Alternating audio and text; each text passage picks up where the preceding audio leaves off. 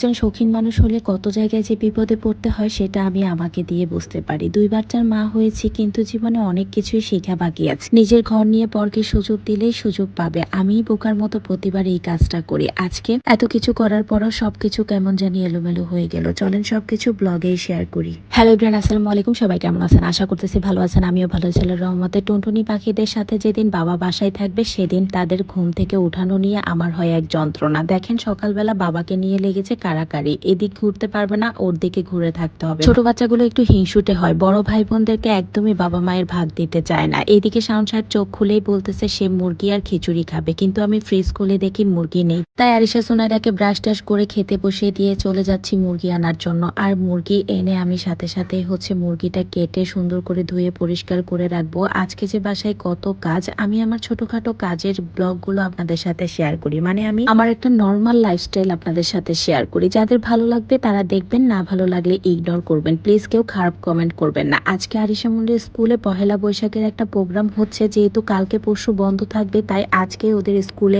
প্রোগ্রামটা হয়ে যাচ্ছে। তো আমি এর আগের বারও যেহেতু আরিশার স্কুলে পহেলা বৈশাখের প্রোগ্রামে সোনাইরামণিকে নিয়ে গিয়েছিলাম, এবারও ভাবতেছি যে নিয়ে যাব ওদের দুজনের জন্য। কালকে রাত্রে গিয়ে আমি আবার শপিং করে এনেছি। হাতে একদমই কম সময় ছিল, এই কম সময়ের মধ্যে যতটুকু পেরেছি ততটুকুই কিনেছি। আরিশামণি যেহেতু এর আগের বার রেডি শাড়ি পরেছিল, এবার চাচ্ছিলাম ডিফারেন্স কিছু পরানোর জন্য, তাই ওকে আমি একটা লাল সাদা শাড়ি পরিয়ে দিলাম।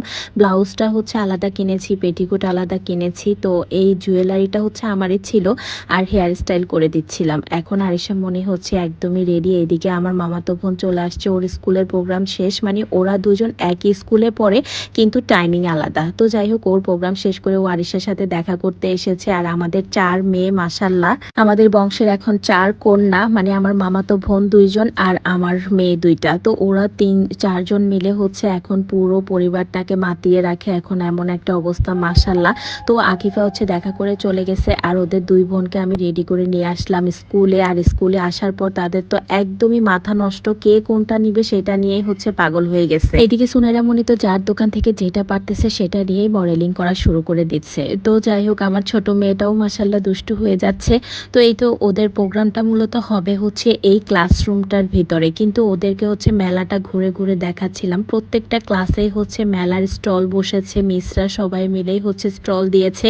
তো যাই হোক, এখন মেইন প্রোগ্রামটা শুরু হবে, তাই ওদেরকে সেট করে বসিয়ে দেওয়া হচ্ছে। আর আমি আরিশা সুনাইরাকেও বসিয়ে দিলাম। দেন আমরা অনেকক্ষণ ওদের প্রোগ্রামটা এনজয় করলাম। তারপরে চলে আসলাম শাওন সাহেবের সাথে দেখা করতে। মানে স্কুলের সামনেই জিম, আর এখানে আমরা জিম করি। তো শাওন সাহেব যেহেতু জিম করতেছিল, তাই ওর মেয়ে 2 জনকে ওর সাথে দেখা করাতে নিয়ে আসলাম।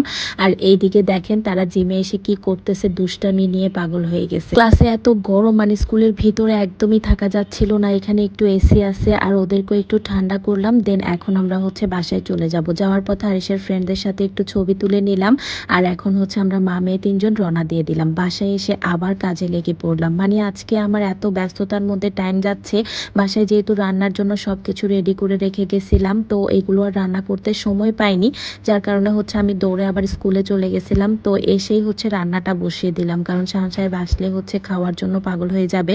তো আমি ভাবলাম বেগুন ভাজি, খিচুড়ি আর মুরগির মাংস রান্না করে নিই। তো যাই হোক, যে কথা সেই কাজ, আমার রান্নাও শেষ আর আজকের মতো ব্লগটাও শেষ। সবাই ভালো থাকবেন, সুস্থ থাকবেন, দেখা হবে নেক্সট ব্লগে। আল্লাহ হাফেজ।